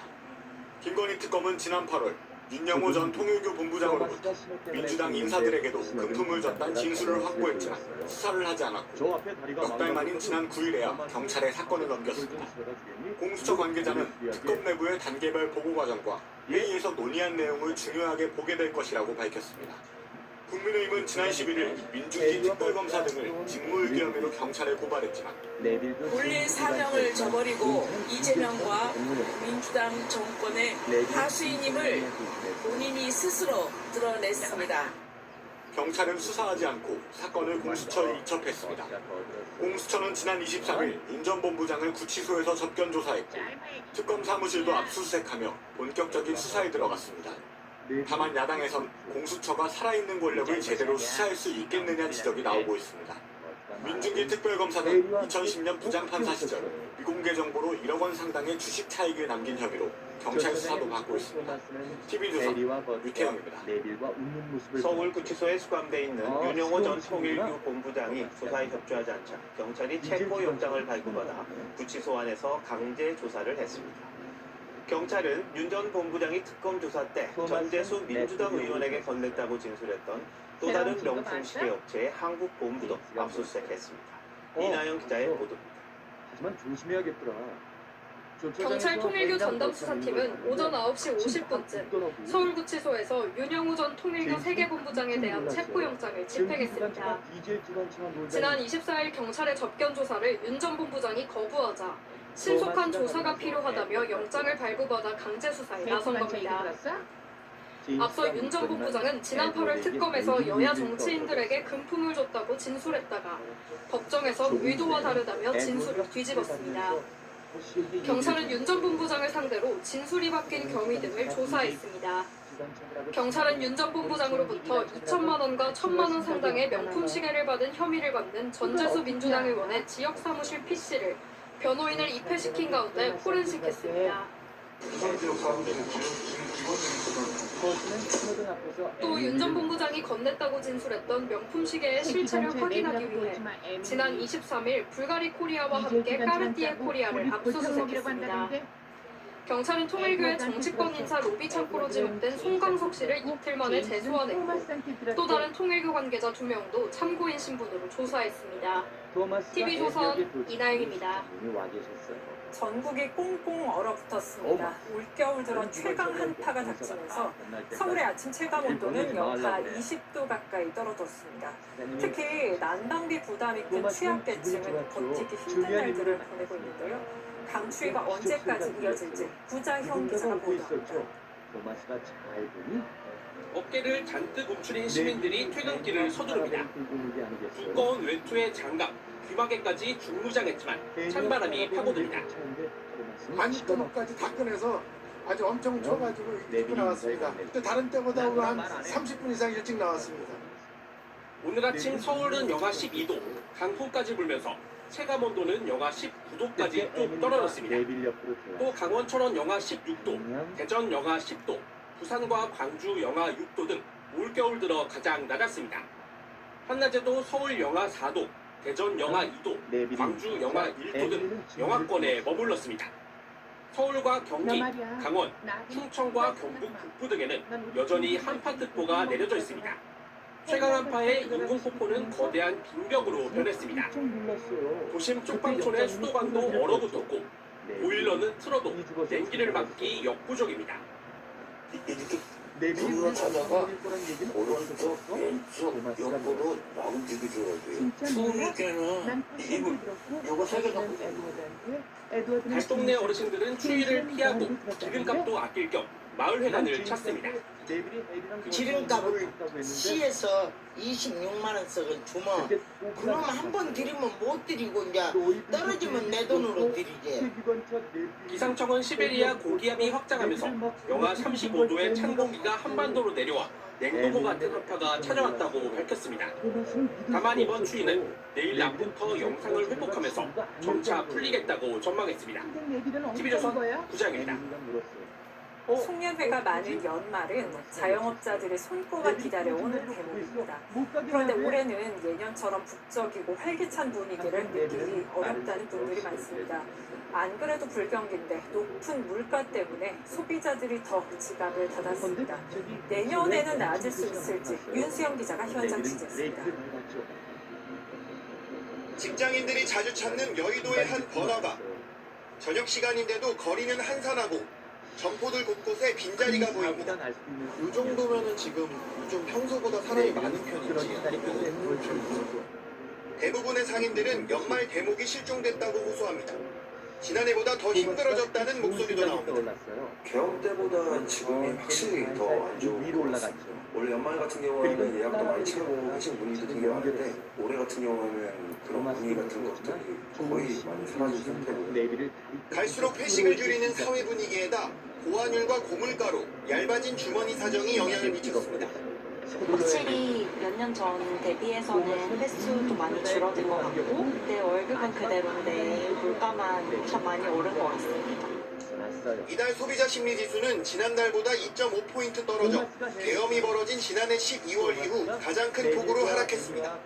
소상공인과 전통시장 상인들의 경기 전망도 크게 악화됐습니다.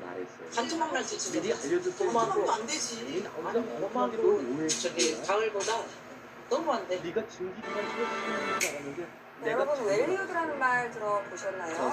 뉴질랜드의 수도 웰링턴을 미국의 사시지로 말고 그냥 구경만 하시는 분들도 많고 가격할 때만 지옥가로 또 저기 하시고 고물가와 경기 불황이 내년에도 이어질 거란 전망이 많아 자영업자들의 연말을 더 우울하게 만들고 있습니다.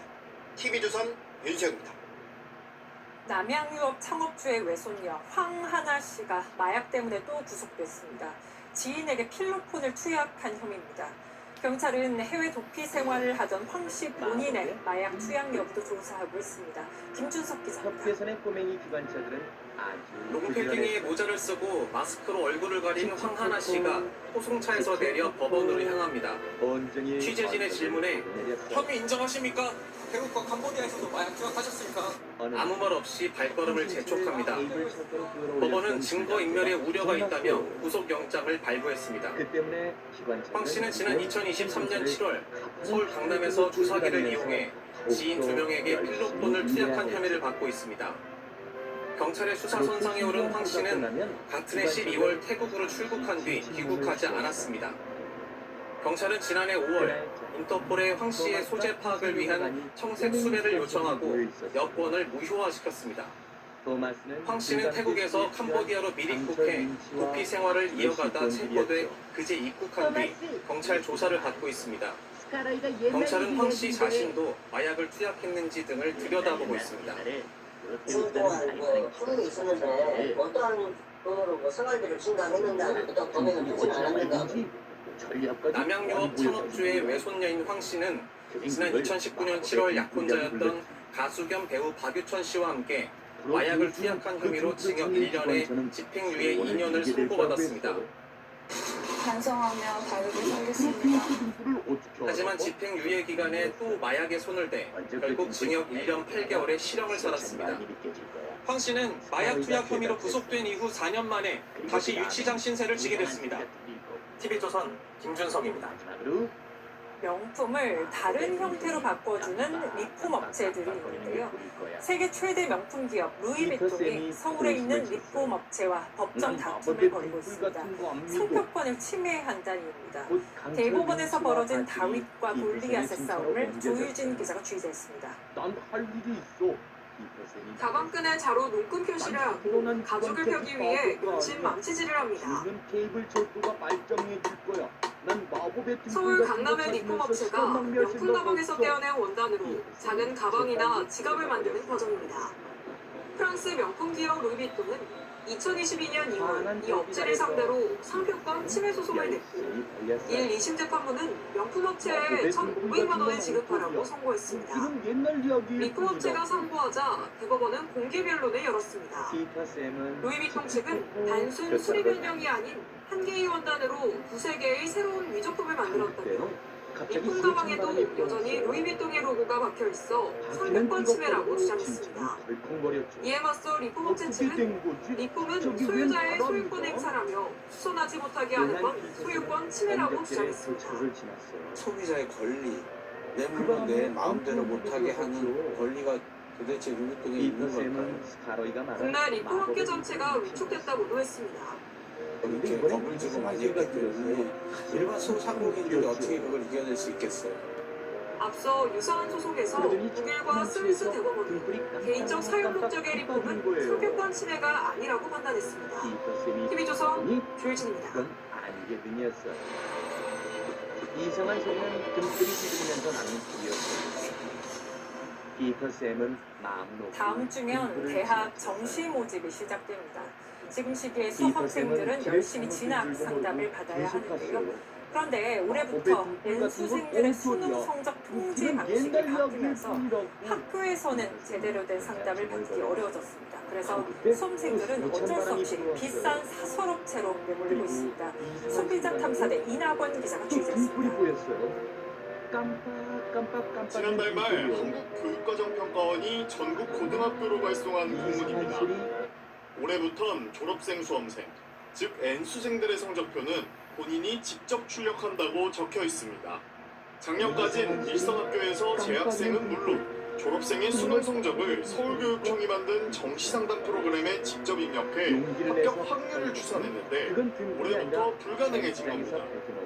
저희가 애들 성적을 성적만 일단은 소시지를 하지 말라는 얘기가 일단은 올해 수능 응시자 중 N수생 비율은 32.5%.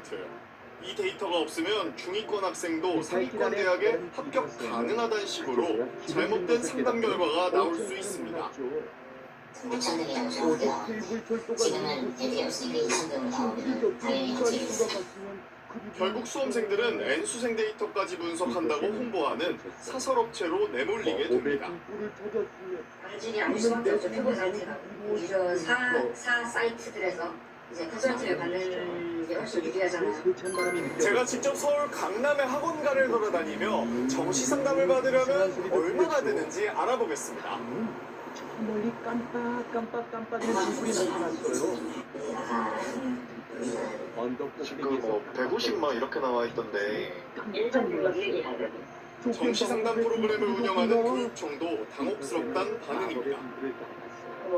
그런 부분에 대해서 저희들 하단에 몰입된 게 전혀 없거든요.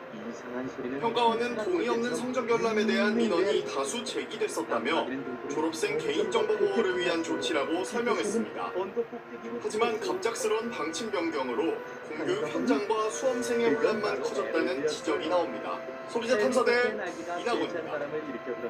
치솟는 환율을 잡기 위해 정부가 해외 주식을 팔고 국내로 돌아오면 세금을 깎아주겠다는 대책을 내놨습니다. 그런데 국내 증시 투자자들이 반발하고 있습니다. 게다가 대책의 허점도 논란이 되고 있습니다. 최수영 기자입니다. 아니요, 피터슨이구나.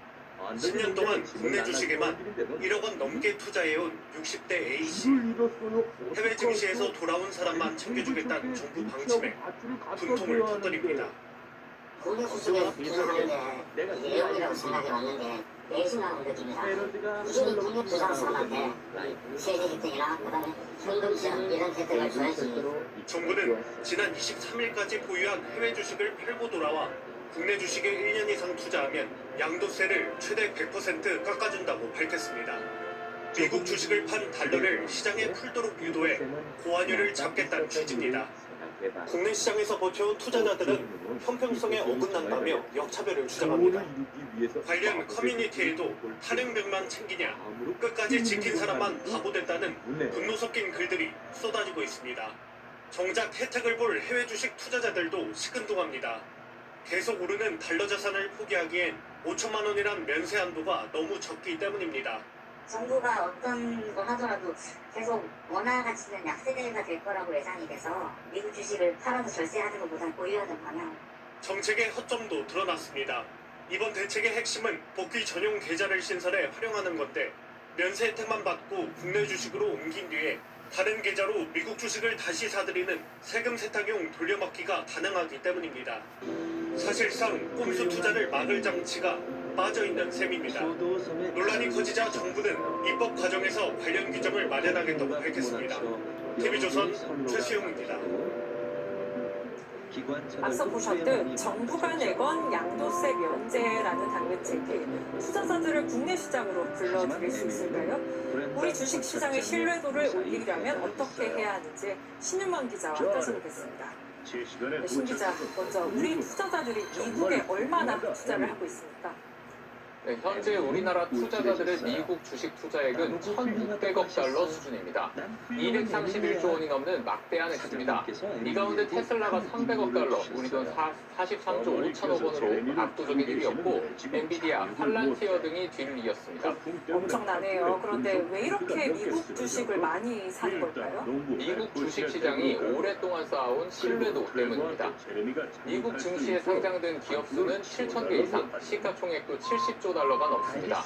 하루 평균 거래액이 300조 원 이상으로 한국의 30배나 되는데 그만큼 일부 투자자의 대형 거래가 주가를 조작하거나 왜곡시킬 위험도 낮습니다. 적극적인 배당 확대, 자사주 매입 등으로 이익을 주주에 환원하는 분위기도 정착돼 있습니다. 그런데 우리 주가도 이번에 많이 올랐잖아요. 소확개미들이 우리 시장으로 눈을 돌리기에는 역부족이었을까요? 실제로 지금 코스피는 올해 초와 비교해서 72% 상승했는데 미국 S&P 500이 약 15% 오른 것에 비하면 정말 많이 올랐습니다. 코스피는 1월 2일 2,400포인트 언저리에서 시작했지만 한때 4,200포인트를 넘기도 했습니다. 하지만 내년에도 1%대에 머물 것으로 예상되는 낮은 경제 성장률과 허약한 경제 체력을 봤을 때 실속이 없이 주가만 오른다는 우려가 있고요. 삼성전자와 하이닉스 등 일부 종목의 편중된 구조도 문제로 지적됩니다. 반도체를 제외하고는 전반적으로 이렇게 좋은 상태가 아니거든요. 철강이나 석유화학이나 이런 것들은 머리를 지낼 수밖에 없다는 이런 일 정도로 씁쓸하네요. 어쨌든 주주들의 이익이 커져야 투자하고 싶은 시장이 될 거잖아요. 이 투자자들이 국내 시장을 매력적으로 볼 수 있는 환경입니까? 그동안 기업들이 주가가 오르면 물적 분할을 통해 쪼개기 상장을 하거나 자금 조달을 위해서 신주를 발행하는 유상증자를 많이 해왔죠. 이러면 장기 투자를 했던 투자자들은 주가가 떨어져 손해를 봤는데요. 결국 신규 주식 중심으로 소위 단타를 하도록 유도하는 건강하지 못한 시장이라는 평가가 많았습니다. 이번에 정부가 양도소득세 면제 혜택을 내놨는데 이 대책이 서학개미들을 돌아오게 할 수는 없을까요? 자, 만약 1,750만 원을 미국 주식에 투자해서 5천만 원에 팔면 3,250만 원의 차익이 생기겠죠. 자, 기본 공제액 250만 원을 빼고 양도소득세 600만 원을 내야 하는데 이것을 감면해 주겠다는 겁니다. 문제는 미국 S&P 500 지수가 사상 최고가를 연일 경신하고 내년 전망도 워낙 좋다는 건데요. 게다가 앞서 보신 것처럼 양도세 혜택은 누리고 다른 계좌로 미국 주식을 사는 그런 식의 꼼수도 가능합니다.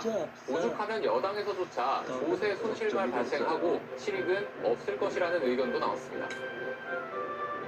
이런 기회는 또 어떻게 될지 두고 봐야 될지라서 조금 단기적인 효과가 크지 않을까, 장기적으로는 부도적인 요인이 더 크지 않을까 이렇게 생각합니다. 결국 무엇보다 우리의 경제 체력이 중요한 것 같습니다. 신 기자 잘 들었습니다. 커다란 진흙 웅덩이에 빠졌죠. 뭐 이 정도 하고 생각했는데 갑자기 경제 체력이 중요한 것 같습니다. 신 기자 잘 들었습니다. 이제 걱정이 되기 시작했죠. 나보이나 트레버를 데리러 가야 되는데. 그럼 5년 전 해수부 공무원이 북한군에 의해 사살된 뒤 불태워졌던 서해 공무원 피격 사건 기억하실 겁니다. 당시 문재인 정부의 안보실장과 국정원장 등이 사건을 은폐했다고 재판에 넘겨졌는데 1심 법원은 무죄를 선고했습니다. 기소한 지 3년 만에 결과가 나온 건데요. 왜 이렇게 판결했는지 먼저 황재영 기자가 보도합니다. 박지원 전 국정원장, 서훈 전 국가안보실장, 서욱 전 국방장관이 법원을 나옵니다. 서울중앙지법은 서해 공무원 피격 사건을 은폐한 혐의로 기소된 박 전 원장 등 5명 모두에게 무죄를 선고했습니다. 제가 이겼습니다.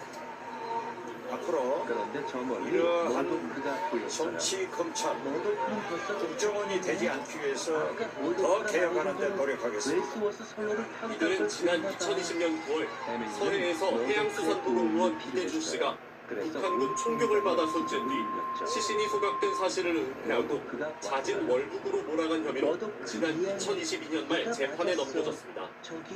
하지만 1심 재판부는 당시 사실 그대로를 국민에게 알리라는 문재인 대통령의 지시를 어기고 사건을 은폐했다는 증거가 부족하다고 판단했습니다. 문재인 정부 때 논란이 된 은폐 의혹은 윤석열 정부 때인 2022년이 돼서야 수사가 시작된 바 있습니다. 재판부는 충분하지 않은 정보와 촉박한 시간 속에서 월북을 판단한 것이 비합리적이거나 무리하다고 보기 어렵다고 했습니다. 다만 실종 첩보가 확인된 뒤에도 당국이 별다른 조치를 취하지 않아 이 씨가 피격 소각된 것은 지나치게 안이한 판단이라고 지적했습니다. TV조선 황재영입니다. 아, 그렇게 해야겠다. 유족들은 납득할 수 없는 황당무계한 판결이라고 분노했습니다. 당시 대북 유언책에 몰두하던 문재인 정부가 고인을 구하려고 하기는커녕 월북자로 몰았다고 억울하는데요. 유족 입장은 조윤정 기자가 취재했어요. 숨진 해수부 공무원의 친형은 1심 판결에 분노했습니다. 판결에 대해서 납득하기도 좀 그런데 의문점도 들고 쓰러져 있었죠. 좀 황당무계한 판결이 나왔다고 생각합니다. 실제 사건 직후 고인이 월북했을 가능성이 높다고 했던 해경은 실종자는 월북한 것으로 판단하고 다시 움직였어요. 2년 후 전혀 다른 얘기를 했습니다. 교차로가 나왔는데 공항으로 가는 지름길이 보였어요. 동거는 저긴 지름길이야. 사건 발생 당시 문재인 전 대통령이 북한의 종전선언을 제안하는 유엔 총회 화상연설을 앞두고 있었다는 점도 은폐 의혹을 키웠습니다. 종전선언이야말로 한반도에서 비핵화와 함께 항구적 평화체제의 길을 여는 2023년 감사원은 문재인 정부가 해수부 공무원 이대준 씨를 잦은 월급자로 몰아가면서 여기에 맞지 않는 자료는 은폐했다고 결론을 내렸습니다. 하지만 증거 부족으로 문재인 정부 안보라인 5명이 무죄를 받자 유족은 허탈해했습니다. 국가가 국민의 생명을 지키고 보호하는데 아무것도 하지 않았는데 오히려 그것을 정당성이라고 주장을 했던 것 같아요. 검찰은 판결문을 검토한 뒤 항소 여부를 결정할 방침입니다. TV조선 조윤정입니다. 어제 핵잠수함을 공개했던 북한이 오늘은 김정은 위원장이 군수공장을 찾아 미사일을 더 만들라고 지시했다고 밝혔습니다. 북한이 연일 핵무력과 재래식 무기를 과시하는데도 우리 군은 의례적인 규탄 메시지 하나 없이 오히려 북한이 응할 기미조차 보이지 않는 군사회담에 대비했다고 홍보했습니다. 군이 왜 존재하는지 묻지 않을 수가 없습니다. 이채영 기자가 보도합니다. 김정은이 찾아간 군수공장에 단거리 미사일탄과 방사포탄들이 빼곡히 차 있습니다. 총체적인 생산 능력을 더 확대해야 할 필요성에 대하여 언급하시면서 북한은 미사일 생산 확대와 함께 핵을 포기할 생각이 없다고도 재차 강조했습니다. 어제 핵잠수함 건조 현장을 공개한 데 이어 사흘째 자신들의 무력을 과시하고 있는 겁니다. 하지만 군은 의례적인 규탄 메시지조차 내지 않았습니다. 안규백 국방장관이 잠수함 사령부를 찾아 핵잠 도입을 속도감 있게 추진하겠다고 했지만 북한 위협에 대해선 언급하지 않았습니다. 말씀드렸던 입장이 있는데요. 그걸 참고해 주시면 되겠습니다. 그럼 정부는 공식적으로 이를 규탄하거나 비판하거나 하실 계획은 없다는 말씀이신 건가요? 관련 동향을 예의주시하고 제가 추적하고 있습니다. 오히려 통일부와 남북 군사회담에 대비한 준비 상황을 점검하는 워크숍을 열었다는 내용의 홍보성 보도자료를 배포했습니다. 군은 지난달 17일 군사분계선 기준선 설정 문제를 논의하기 위한 군사회담을 제안했지만 북한은 반응하지 않고 있습니다. 국민의힘은 북한은 핵잠으로 판을 흔드는데 정부는 침묵으로 일관하고 있다며 안보 앞에서 침묵은 곧 방치라고 비판했습니다. TV조선 이채연입니다. 중국이 자기 부상 열차 시험을 했는데 단 2초 만에 시속 700km를 달리는 데 성공했습니다. 상상하던 초고속 이동 기술이 곧 현실이 될 듯합니다. 김자민 기자입니다. 1톤급 모형 차량이 굉음을 내며 순식간에 내달립니다. 눈 깜짝할 새에 400m 선로 끝에 도착하더니 급정지합니다. 차량 주변에는 희뿌연 연기가 번집니다. 중국 국방기술대학 연구팀이 자기 부상 시험에서 2초 만에 시속 700km까지 가속하는 데 성공했습니다. 중국은 같은 조건의 자기 부상 시험에서 세계 최고 기록을 세웠다고 강조하며 하이퍼루프 기술 발전에 새로운 가능성이 열렸다고 평가했습니다. 하이퍼루프는 진공에 가까운 튜브 속에서 자기 부상 열차를 시속 1000km 이상으로 운행하는 미래형 교통수단입니다. 비행기보다 빠르고 친환경적이며 기상 영향을 적게 받는 게 특징입니다. 我们这次超高速超导电动悬浮系统的成功，将加速我国超高速磁浮交通的研发进程。下一步。 해외에선 일론 머스크가 시속 1200km 속도로 런던과 뉴욕을 1시간 만에 있는 하이퍼루프 구상을 내놓은 바 있습니다. 우리나라도 서울에서 부산을 20분대로 연결하는 하이퍼튜브 기술 개발에 뛰어들면서 초고속 교통 기술을 놓고 각국 경쟁이 한층 치열해지고 있습니다. TV조선 김자민입니다.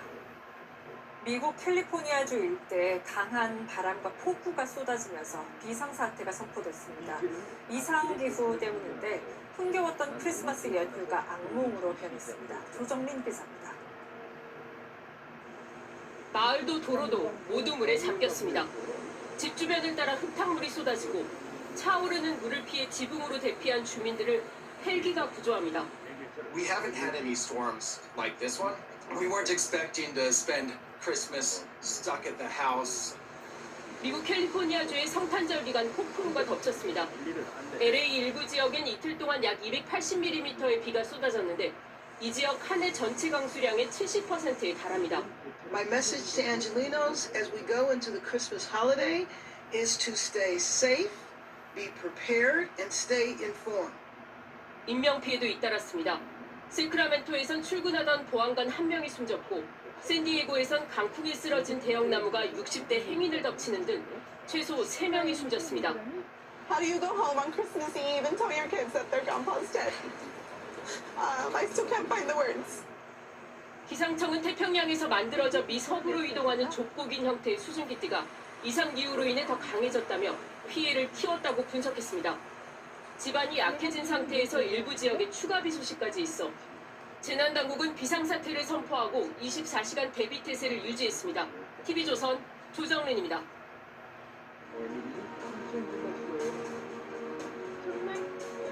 전쟁에는 늘 그럴듯한 명분이 따라붙습니다.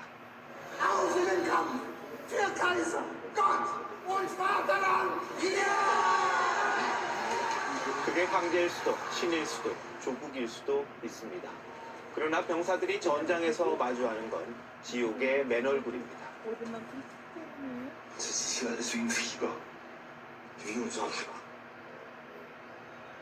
1차 대전을 그린 영화 서부전선 이상 없다에서 애국심에 불타 자원 입대한 파울은 전쟁이 뭔지 이해하기도 전에 잠옷 속에서 쓰러집니다. 그가 본 건 영광도 명예도 아니었고 불타는 몸 산산이 부서진 인간들이었습니다. 이 이야기가 과거의 비극으로만 남았다면 어땠을까요? 하지만 지금 이 순간에도 누군가는 남의 전쟁터에서 이름 없이 소모되고 있습니다. 우리가 앞장 전달들이 모두 희생됐습니다. 가슴이 먹당나 희생됐습니다. 우크라이나 파병 북한군 포로 리모 씨는 10년을 군 복무를 했는데 집에 간 적이 없습니다. 외아들인데도 부모에게 연락조차 하지 못한 채 타국의 전장으로 내몰렸습니다. 부모님이 못 견디게 보고 싶다면서도 한국행을 결심합니다. 최근 공개된 자필 편지에는 한국에 계신 분들을 친부모, 친형제로 생각하고 그 품으로 가기로 마음먹었다고 썼습니다. 지난 4월 북한과 러시아가 파병을 공식화하면서 조선일보가 단독 인터뷰했던 2명의 북한군, 이제 국제법상 전쟁 포로입니다. 제네바 협정에 따르면 전쟁 포로는 본인 의사에 반해 본국으로 송환하면 안 됩니다. 신분과 의사가 분명해졌고 헌법상 대한민국 국민인 만큼 안전하게 데려와야 합니다. 그런데 정부는 노력하고 있다는 말만 되풀이합니다. 우크라이나 공익저널리즘 연구소의 나탈리아 구메뉴크 소장은 이들을 어떻게 대우하느냐가 민주국가의 존엄과 문명 수준을 가늠하는 시험대라 했습니다. 나는 박순혁이다. 많은 사람이 시장을 오래 공부해도 제자리다 이유는 재능이 아니라 했습니다. 우리 정부의 움직임을 지켜보겠다는 거겠죠. Ihr seid ehrlos, wehrlos, rechtlos. Hier! Ich bin hier! Jetzt uns alles weggenommen! Aber nicht das, was wir sehen! Wir existieren noch! 소도섬의 기관차들은 책임감이 있고 1945년 나치 지하의 부엔발트 강제 수용소에서 포로 한스는 아이를 살리기 위해 자신의 목숨을 내놓습니다. 억압받는 포로 신세지만 자신이 인간임을 증명한 겁니다. 북한군 포로들이 강제 북송되거나 국제 미아로 방치된다면 대한민국의 처지는 어찌 될까요? 이들을 데려오는 일은 공정이 아니라 책임입니다. 선택이 아니라 필수입니다. 그러지 못하고서 민주국가나 인권존중국이라 말할 수는 없습니다. 12월 26일 윤정호의 극할로 국가의 책무였습니다.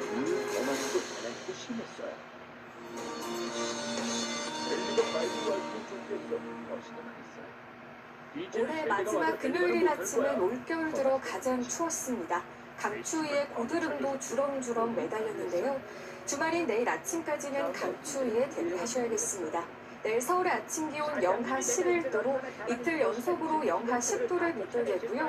일요일에는 다시 기온이 오르겠습니다. 중부지방과 경북 내륙을 중심으로 한파특보가, 동해안 일대에는 건조특보가 발효 중입니다. 내일 오후에는 중부지방을 중심으로 1cm의 눈이 예상됩니다. 내일 중부지방은 대체로 흐리겠고 남부지방은 가끔 구름만 많겠습니다. 내일 아침 기온 서울 영하 11도, 대구 영하 6도까지 떨어지고요. 한낮 기온 서울 3도, 광주 6도로 내일 낮부터는 영상권을 회복하면서 추위의 기세가 점차 꺾이겠습니다. 일요일 또다시 중부지방에 비나 눈이 내릴 전망입니다. 날씨였습니다. 12월 26일 금요일 뉴스9 마칩니다. 시청해주신 여러분 고맙습니다. 이거